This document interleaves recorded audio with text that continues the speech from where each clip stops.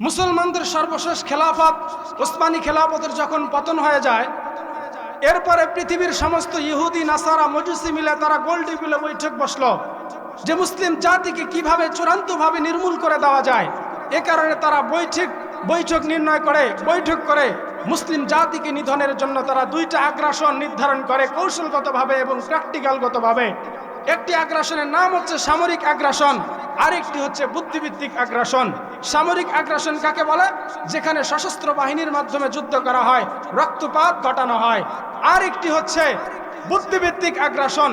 বুদ্ধিভিত্তিক আগ্রাসনে কোনো প্রকার রক্তপাত ঘটানো হয় না, বরং আঘাত টানে মুসলমানদের মাইন্ডসেট হবে, যার কারণে মুসলিম জাতি ধাপে ধাপে ধাপে ধাপে ইসলাম থেকে দূরে সরে যায়।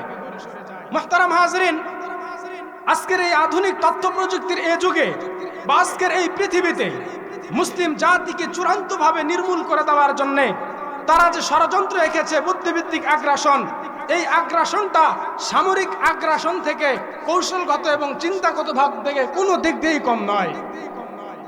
তারা কিভাবে বুদ্ধিভিত্তিক মুসলমানদের মাঝে ষড়যন্ত্র চালায় এর অনেক প্রকার আছে। আমি উল্লেখযোগ্য কয়েকটা আপনাদের সামনে পেশ করতেছি। একটি হচ্ছে ওরিয়েন্টালিজম, মানে হচ্ছে পাশ্চাত্যবাদ। তারা বলে, হে পৃথিবীর মুসলমানেরা শোনো, তোমরা তো মুহাম্মদের আদর্শ ফলো করো, তোমরা তো বিশ্বনবীকে ফলো করো, তোমরা এমন একজনকে ফলো করো যার কারণে 1400 বছর 1500 বছর পূর্বে তোমাদেরকে ফিরে যেতে হয়, মধ্যযুগে তোমাদেরকে ফিরে যেতে হয়। সুতরাং ওই আদর্শ চলবে না। আমরা পশ্চিমারা নতুন একটা সংস্কৃতি তোমাদের মাঝে দিলাম, যেই আদর্শ লালন করে তোমরা 200 বছর 250 বছর 300 বছর আপডেট হবা, আরো ভবিষ্যতের দিকে এগিয়ে যাবা। এই ষড়যন্ত্র মুসলিম জাতির মাঝে তারা নীল নকশা হিসেবে এঁকে দিয়েছে। মুহতারাম হাজরিন, তাদের ষড়যন্ত্রের আরেকটি হচ্ছে কলোনিয়ালিজম, মানে সাম্রাজ্যবাদ। তাদের ষড়যন্ত্রের আরেকটি হচ্ছে সেকুলারিজম, মানে ধর্মনিরপেক্ষতাবাদ। তাদের ষড়যন্ত্রের আরেকটি হচ্ছে খ্রিস্টান মিশনারি। বিশেষ করে আমাদের এই বাংলাদেশে খ্রিস্টান মিশনারির তৎপরতা গভীর, বিশেষ করে আমাদের উত্তরাঞ্চলে বিশেষ করে গত বছর নিউজ দেখলাম কুড়িগ্রামেই এক মাসে 40 থেকে 42 জন মুসলমান থেকে খ্রিস্টান হয়েছে। মুহতারাম হাজরিন, তারা এইভাবেই মুসলিম জাতিকে নির্মূল করে দেওয়ার জন্য বিভিন্ন রকমের ষড়যন্ত্র তারা এঁকেছে। তো আমি আপনাদের মাঝে বিশেষ সংক্ষিপ্ত সময় যেহেতু আলোচনা করব, এ কারণেই লম্বা আলোচনা নয়, একটি পয়েন্ট নিয়ে আলোচনা করব, সেটি হচ্ছে সেকুলারিজম। সেকুলারিজম এর বাংলা হচ্ছে ধর্মনিরপেক্ষতাবাদ। বুঝতেছেন? ধর্মনিরপেক্ষতাবাদ। এখন আসেন, ধর্মনিরপেক্ষতাবাদ কাকে বলে? ধর্মনিরপেক্ষতাবাদের সংজ্ঞা হচ্ছে ফসলুদ্দিন আনিদ্দালি ওয়াল হায়া, রাষ্ট্র এবং ধর্ম থেকে ইসলামকে বা ধর্মকে সম্পূর্ণ আলাদা করে দেওয়া। এই ধর্মনিরপেক্ষতার বিধান কি? কেউ যদি কোনো মুসলমান সুস্থ মস্তিষ্কে 1 সেকেন্ডের জন্য এটাকে বিশ্বাস করে, তাহলে সে মুসলমান থাকে না, সে মুরতাদ হয়ে যায়। এই ধর্মনিরপেক্ষতার সূচনা মূলত ইউরোপের ধর্ম সংস্কার এবং মানবতাবাদী আন্দোলনের পর। ইউরোপীয় ইউনিয়ন যখন দেখতে পেল যে খ্রিস্টবাদের বিবেক বিবেচিত জীবন দর্শন বাস্তবতার সাথী হতে পারে না, তখন তারা রাষ্ট্র থেকে ধর্মকে আলাদা করে দিল। এবং দেখেন, এই মধ্যযুগের মধ্যপ্রাচ্যের যত শাসকবর্গ আছে তারা খ্রিস্টীয় পোপের সামনে মাথা নত করে দিত। অর্থাৎ রাষ্ট্রের রাষ্ট্রপতি কি হবে? গির্জা নিয়ন্ত্রণ করত। রাষ্ট্রের প্রধানমন্ত্রী কি হবে? গির্জা নিয়ন্ত্রণ করত। রাষ্ট্রের সংবিধান কি হবে? গির্জা নিয়ন্ত্রণ করত। রাষ্ট্রের মূলনীতি কি হবে? গির্জা নিয়ন্ত্রণ করত। রাষ্ট্রের অর্থ ব্যবস্থা কি হবে? গির্জা নিয়ন্ত্রণ করত। রাষ্ট্রের শিক্ষা সিলেবাস কি হবে? গির্জা নিয়ন্ত্রণ করত। রাষ্ট্র কোন দেশের সাথে কূটনৈতিক সম্পর্ক রাখবে কি রাখবে না? গির্জা নিয়ন্ত্রণ করত। কিন্তু যখন তারা এই সেকুলারিজম আবিষ্কার করলো, ধর্মনিরপেক্ষতাবাদ আবিষ্কার করলো, তখন রাষ্ট্র থেকে সম্পূর্ণ ধর্মকে আলাদা করে দিল। তখন আপনি ব্যক্তি জীবনে ধর্ম মানতে পারবেন, আপনি বিবাহ শাদীতে ধর্ম মানবেন, গির্জায় গিয়ে মানতে পারবেন, কিন্তু গির্জা রাষ্ট্রের কোনো কাজে মাথা ঘামাতে পারবে না। ধর্ম রাষ্ট্রের কোনো কাজে মাথা ঘামাতে পারবে না। রাষ্ট্রের মূলনীতি কি হবে? গির্জা কিছু বলতে পারবে না। রাষ্ট্রের সংবিধান কি হবে? গির্জা কিছু বলতে পারবে না। রাষ্ট্রের অর্থ ব্যবস্থা কি হবে? গির্জা কিছু বলতে পারবে না। রাষ্ট্র কোন দেশের সাথে কূটনৈতিক সম্পর্ক বজায় রাখবে কি রাখবে না? গির্জা কিছুই বলতে পারবে না। এই সেকুলারিজম আবিষ্কার করার পরে তারা সম্পূর্ণভাবে রাষ্ট্র থেকে ধর্মকে আলাদা করে দিল। এবং দেখেন, এই সেকুলারিজম যখন তারা আবিষ্কার করলো, অমুসলিম দেশগুলোতে তারা এগুলোর অনুপ্রবেশ ঘটালো। আল কুফরু মিল্লাতুন ওয়াহিদা, সমস্ত কুফার শক্তি তো এক। এ কারণে তারা এই সেকুলারিজম গ্রহণ করে ফেললো। কিন্তু যখন মুসলিম কান্ট্রিগুলোতে সেকুলারিজম তারা অনুপ্রবেশ ঘটাবে, তখন তারা দেখলো কিরে, মুসলিম জাতির মাঝে তো এমন একটা কিতাব আছে যেই কিতাবের মধ্যে তা কিয়ামত সমস্ত সমস্যার সমাধান আছে। এই কিতাবের সামনে আমাদের আবিষ্কৃত সেকুলারিজম এক মুহূর্তের জন্য টিকবে না। তখন তারা গোল টেবিলের মধ্যে বৈঠক বসা শুরু করে দিল। বুদ্ধিজীবীরা বৈঠকে বসে গেল। বুদ্ধিজীবীরা বৈঠক করতে করতে একজন বলতেছে যে মুসলমান হয়েছে তো কি হয়েছে, অর্থের লোভ এবং টাকার লোভ, ক্ষমতার লোভ সবারই আছে। কথা বলেন ঠিক কি ঠিক না? টাকার লোভ, ক্ষমতার লোভ সবারই আছে। তখন তারা মুসলিম জাতির মাঝে কিছু মির্জাপুরকে ধরে ধরে তাদেরকে ক্ষমতার লোভ, টাকার লোভ দেখিয়ে দেখিয়ে মুসলিম জাতির মাঝে, মুসলমান দেশগুলোর মাঝে এই সেকুলারিজম ঢুকায় দিছে। নাউজুবিল্লাহ পড়েন। এবং দেখেন এই সেকুলারিজমের তারা যে প্রসার করে বিভিন্ন পদ্ধতি আছে, তার মধ্যে সূক্ষ্ম দুইটা কৌশল হচ্ছে তারা বর্তমান যুবককে হতাশ করে তোলে যে হে যুবক, তোমার ঐতিহ্য নাই, তোমার ইতিহাস নাই, তুমি রাষ্ট্র চালাতে পারবে না, তোমার দ্বারা কিছু হবে না, কাজেই তুমি ধর্ম নিয়ে মাথা ঘামায় না, তুমি রাষ্ট্রে আসার দরকার নেই। এরপরে বর্তমান যুবক ভাইদেরকে তারা ভবিষ্যৎ সম্পর্কে আশাহত করে তোলে যে তুমি ইসলাম ধর্মে নিয়ে গিয়ে, রাষ্ট্রে নিয়ে গিয়ে কি করবে, তুমি মসজিদে পড়ে থাকো, তুমি মাদ্রাসায় পড়ে থাকো, তুমি এগুলো নিয়ে মাথা ঘামানোর কোনো দরকার নাই। মুহতারাম হাজরিন, তারা আজকে মুসলিম যুবকদেরকে এভাবেই হতাশ করে তোলে। তারা বলে আজকে পৃথিবীর সমস্ত কুফফার যারা আছে, ইহুদি বলেন, নাসারা, মজুসি, বৌদ্ধ, পৌত্তলিক, সমস্ত কুফফার কর্তৃক একটাই স্লোগান উঠায়, হে মুসলিম যুবক, হে দুনিয়ার মুসলিম ভাই, তোমাদের তো ঐতিহ্য নাই, তোমাদের তো ইতিহাস নাই, তোমাদের তো কোনো ভবিষ্যৎ প্ল্যান নেই, সুতরাং তোমরা রাষ্ট্রে এসে কি করবে, তোমরা তো রাষ্ট্র চালাতে পারবে না, রাষ্ট্রের অর্থ ব্যবস্থা কি হবে, তোমরা নিয়ন্ত্রণ করতে পারবে না। আমি ওই সমস্ত যুবক ভাইদেরকে বলি, যেই সমস্ত মানুষেরা এভাবে মুসলিম জাতিকে হতাশ করে তোলে, আশাহত করে তোলে, তুমি তোমার ইতিহাস দেখো, ইতিহাস পড়ো। তোমার যদি পড়ার সময় না হয়, তোমার যদি জানার সময় না হয়, আজকের এই তথ্য প্রযুক্তির যুগে সবার কাছে অ্যান্ড্রয়েড ফোন আছে, অ্যান্ড্রয়েড ফোন বের করো, খুলো, গুগল অপশনে যাও, গিয়ে গুগলকে বলো, হে মিস্টার গুগল, আমি একজন মুসলিম, আমার ইতিহাস কি, আমার ঐতিহ্য কি, আমাকে একটু বলে দাও। দেখবা মিস্টার গুগল তোমাকে বলে দিবে, হ্যাঁ তুমি একজন মুসলিম, তোমার ঐতিহ্য আছে, তোমার ইতিহাস আছে, তোমার একজন রব আছে, সেই রবের কোনো শরিক নাই, সেই রব একটা কিতাব নাজিল করেছেন, যে কিতাবের মধ্যে তা কিয়ামত সমস্ত আনেওয়ালা সমস্যার সমাধান আছে। তোমার রব চিরজীবন ব্যবস্থা নাজিল করেছেন। তুমি এই পৃথিবীকে একসময় গোটা পৃথিবী তুমি মেরামত করেছো, বিজ্ঞানের পিছনে তুমি, সায়েন্সের পিছনে তুমি, গণিতের পিছনে তুমি, নারীর অধিকার প্রতিষ্ঠা করেছো তুমি, দুর্বলদের অধিকার প্রতিষ্ঠা করেছো তুমি, শ্রমিকদের অধিকার প্রতিষ্ঠা করেছো তুমি। হে যুবক, এই ইসলাম দিয়ে তুমি 10 বছর আর 60 বছর নয়, 1000 বছর ধরে গোটা দুনিয়া শাসন করেছো, কেউ তোমাকে পরাজিত করতে পারে না।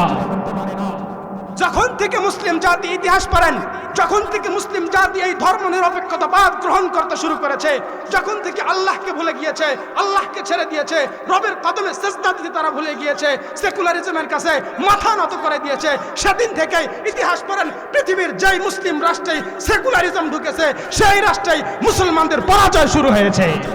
ইতিহাস খুঁজলে আপনারা পাবেন, যে রাষ্ট্রেই সেকুলার ঢুকেছে, ধর্ম নিরপেক্ষতাবাদ ঢুকেছে, সেই রাষ্ট্রে মুসলমানদের অধপতন শুরু হয়েছে।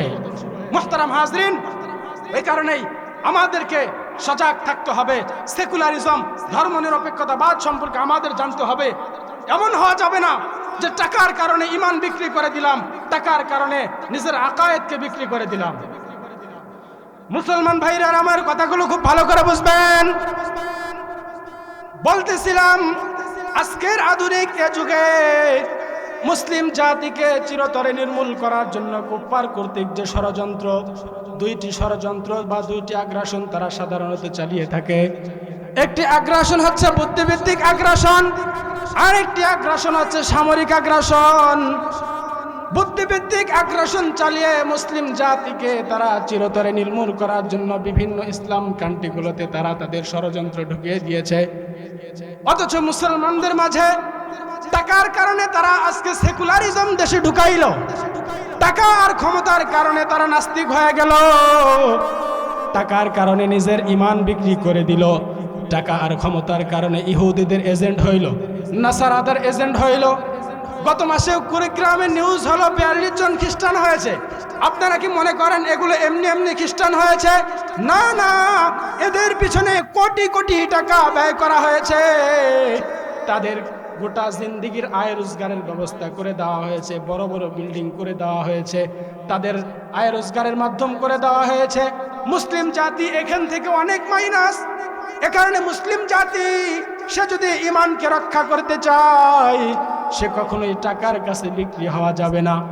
আজকে তো টাকার কারণে আমরা আমাদের ইমান বিক্রি করে দিলাম। অথচ আপনি ইতিহাস পড়েন, আল্লাহর পয়গম্বরের সাহাবায়ে একরামদের ইতিহাস। আল্লাহর পয়গম্বর সাহাবা একরামরা কখনোই তারা ইমান বিক্রি করে দেন নাই।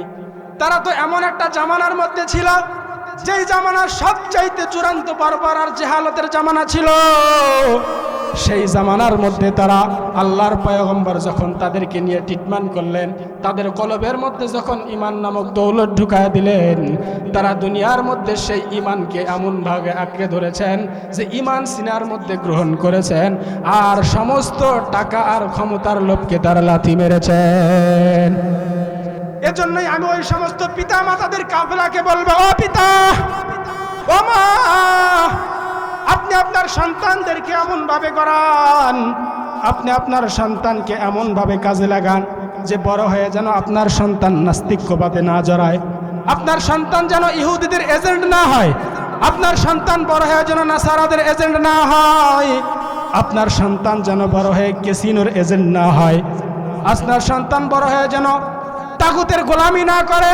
এ কারণেই ছোট থেকেই সন্তানকে তালিমে কোরআনের শিক্ষা দিবেন।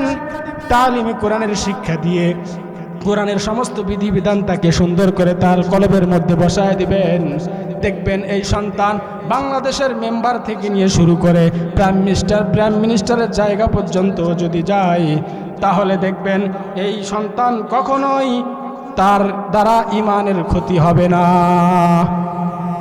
এই সন্তানকে যদি, আমি শেষ করে দিচ্ছি 2 মিনিট, এই সন্তানকে যদি আপনি আপনার সন্তানকে ছোট থেকেই কোরআনের শিক্ষা দেন, কোরআনের তালিম আর তরবিয়ত শিক্ষা দেন, ইসলামের তাহজিব তামাদ্দুব যদি আপনি চেনান, তাহলে দেখবেন এই সন্তান ডাক্তার হোক, ব্যারিস্টার হোক, ডাবল ডিগ্রি আর ট্রিপল এম অর্জন করুক, মেম্বার থেকে নিয়ে শুরু করে প্রধানমন্ত্রী পর্যন্ত যদি হয়, যে কোনো দায়িত্ব থেকে অর্পণ করবেন, দেখবেন তার দ্বারা কখনো জুয়ার লাইসেন্স হবে না। কথা বলেন ঠিক কি ঠিক না? তার দ্বারা কখনো অন্যায় কাজ হবে না। এমনকি ভিনদেশি কোনো ষড়যন্ত্র বা আগ্রাসন এসে যদি আমাদের এই মাতৃভূমির 1 ইঞ্চি কেড়ে নিতে চায়, তা সে কখনো এটাকে অনুমোদন দিবে না। কেন? ইসলাম আর ঈমান তাকে দেশকে ভালোবাসা শিখায়। কেমনে দেশ ভালোবাসা শিখায়? আল্লাহ রাসূল সাল্লাল্লাহু আলাইহি ওয়াসাল্লাম যখন মদিনায় ইসলামী শাসন ব্যবস্থা কায়েম করলেন, তখন মক্কার ইহুদি, নাসারা, বৌদ্ধ এবং সমস্ত কবিলাগুলো মিলে মদিনার উপর আক্রমণ করবে।